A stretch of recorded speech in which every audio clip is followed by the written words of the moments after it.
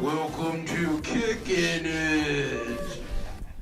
Happy Friday, Bears. Coming up, we look at the Upper Arlington Police Department, National Signing Day, and the Foundation Game. According to the Columbus Dispatch, Ohio University has issued a cease and desist order against a fraternity at the school after an 18-year-old male student was found dead at the residence on Monday. The pledge, Colin Wyant, attended St. Andrews and St. Charles. Know that your school counselors are always here to support you, whether it's to deal with a situation like this or any other emotional issues for yourself or a friend.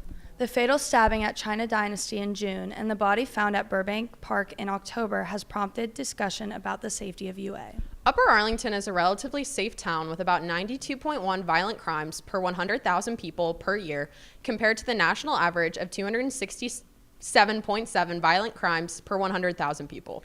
UA residents may be unaware of petty crimes that influence day-to-day safety. Carol and I headed to the Upper Arlington Municipal Building, located at the Tremont and Kenny Road intersection, to learn about the arrest process and the goals of the Upper Arlington Police Department.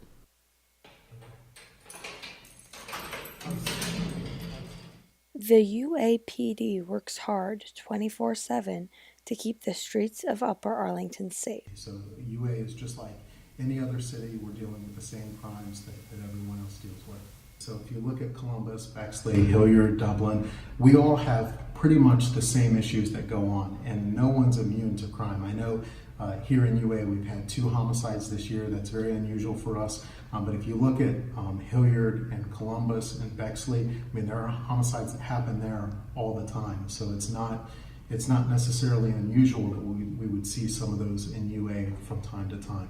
The crimes that we do see predominantly in UA tend to be things like theft, breaking and entering. We see a lot of cars that are gone through, so people forget and leave their car doors unlocked. We do see drug crime, just like everywhere else, especially in the state of Ohio. We see a lot of heroin, and we see a lot of crimes that are perpetuated from that. So people who are hooked on heroin are then committing theft crimes. And again, I'm not saying that UA has an inordinate amount of these crimes. I'm just saying these are the things that we tend to see. One of the things I hear all the time is I hear people saying UA is such a safe city and there's not any crime that happens in UA, and which is awesome. I feel like that's where we are really doing our jobs. If we can keep the average citizen from really knowing what crime goes on, then that's where we're being successful. When an arrest is made in UA, the officer will bring the person over to the police station, where they will then be transferred from what's called the Sally Port into the holding facility. In this holding facility, they will be able to make a phone call. They will have their picture taken, possibly be breathalyzed, get fingerprinted, and maybe even be restrained if they are being defiant. From there, they are placed in a cell where they can be held for up to 7 hours. The local jail can hold up to 16 people at one time. A fun fact, however, is that the police department feeds those in custody a nice meal of McDonald's as they wait. This has been Caroline Perwitz and Piper Crotty reporting for the WARL. You can see what being a police officer in UA means to Officer McKean on our Twitter at @live_UA. The Franklin County Sheriff's Office will be on the A&E show Live PD tonight, which gives a first-hand look at what officers do. A group of 7th grade girls at Hastings Middle School, Maria Buffer, Claire Geisfield, and Katie Overmeyer, are working to promote empathy, pushing against negativity and peer pressures at their takeoff event held November 6th. Featured speakers and a variety of activities tailored to empower girls in 5th to 7th grade. CNN announced on Wednesday that they are suing President Trump and senior White House aides for violating the First Amendment after their top White House correspondent, Jim Acosta's press credentials were suspended. Fox News and several other news outlets have sided with CNN and Jim Acosta in their legal efforts to regain White House credentials, and they stated they would file an amicus brief in support of CNN. Judge Timothy J. Kelly postponed the ruling until today at 10 a.m. The bells have stopped working in certain parts of the building. The lack of communication presence in classrooms has raised concern over communication and safety within the building. Kevin Smith shared with UAHS UAHS staff that the vendor has been contacted to repair the sound system. And now we go to Sizzlin' with Sam live in the LC. Gobble gobble bears. Welcome to our first segment of Sizzlin' with Sam and Garrett in the LC. Today we take a look at a Thanksgiving staple, cutting the turkey. Here now we have our own turkey in the upper LC, and my associate Garrett will be attempting to cut it. So Garrett, you're going to start at the back of the turkey and cut a line down the middle to expose the two turkey breasts.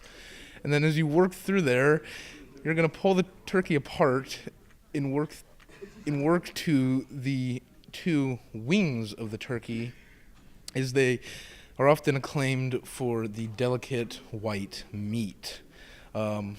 This tradition started back with the Native Americans and the settlers as they came into the colonies, and this is the only sort of good protein they had. Your relatives will be asking you at Thanksgiving not what college you're going to, but if you can cut the turkey. Thank you for this report of Sizzlin' with Sam. We now kick it over to Lifestyle with CJ. Welcome back to sports. Allegations against former Ohio State football wide receiver coach Zach Smith came out on Tuesday. He was accused of using racial slurs during practice. Head coach Urban Meyer stated that OSU is considering filing a defamation lawsuit against Breck McMurphy, who made the allegations. Wednesday was National Signing Day for future college athletes. Abe and I spoke to UAHS students who signed about the significance of this day. So signing day is the day, it's across the United States, it's the day that everyone will sign or instead of a verbal commitment, which is, it can change at any time up to this point. Once you sign, it is official that you're going to be going to that university unless certain circumstances happen.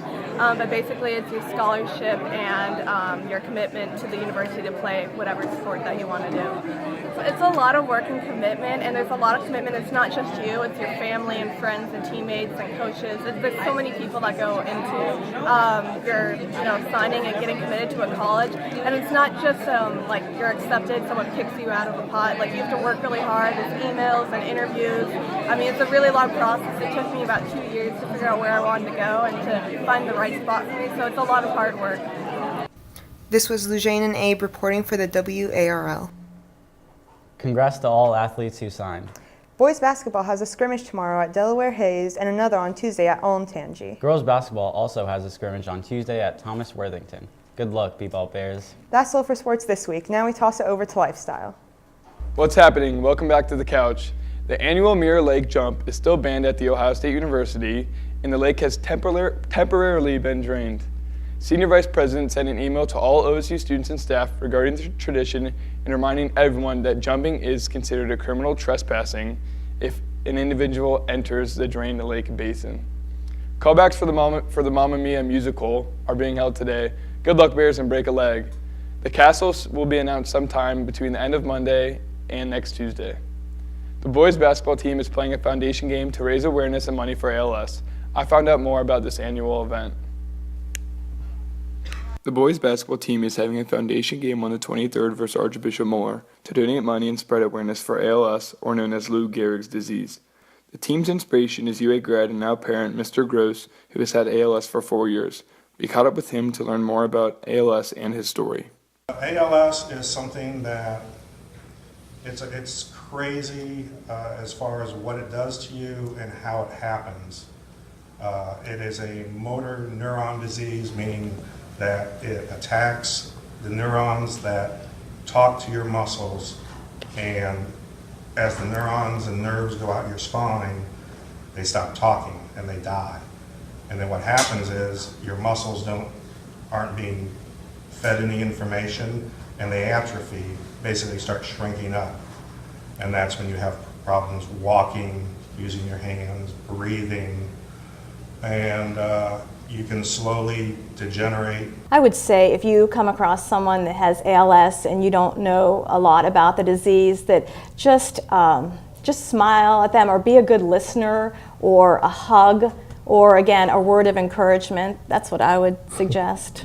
There's a movie about Stephen Hawking, I'm sure most everybody knows who that is. He lived with it for over 40 years. If you get a chance to see that movie, there's a scene in it where it's in the beginning stages.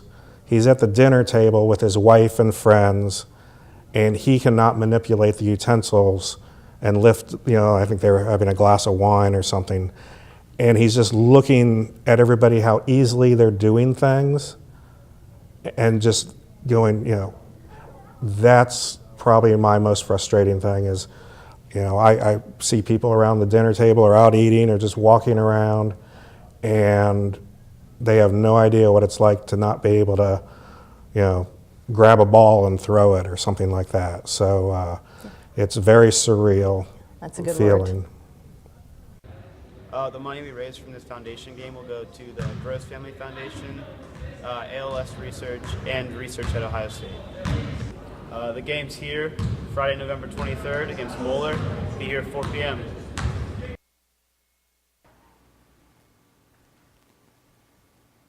The basketball team and cheerleaders will also be selling wristbands throughout the day for $1. Students have been snapping original pictures to enter an annual photo contest. Congratulations to all who participated. We have the winning results right here.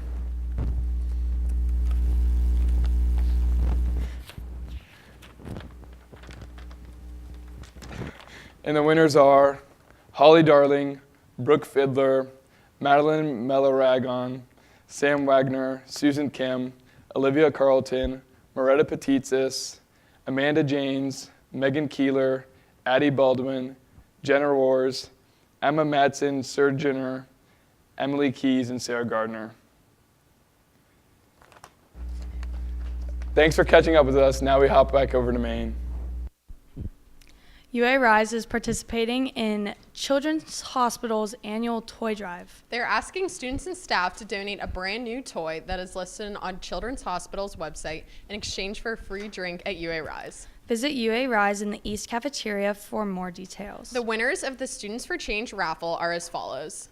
Angela Lee for Winter Basket, Asvina Siva for Yoga, Mason Vierhoff for Nothing But Cakes, Jay Ozzello for Late Night Slice, Noelle Reed for Art by a Local Artist, Sarah Thayer for Goodie Shop Cake, Abby Vitale for Stoff's Coffee, Hannah Shee for the Spa Basket, and Alex Larkin for the Snack Basket. There's no show next week due to Thanksgiving break, but make sure to kick it with us on the 30th, where we'll be looking at the UA Facebook forum, wrestling, and the 80s man himself, Adam Meehan.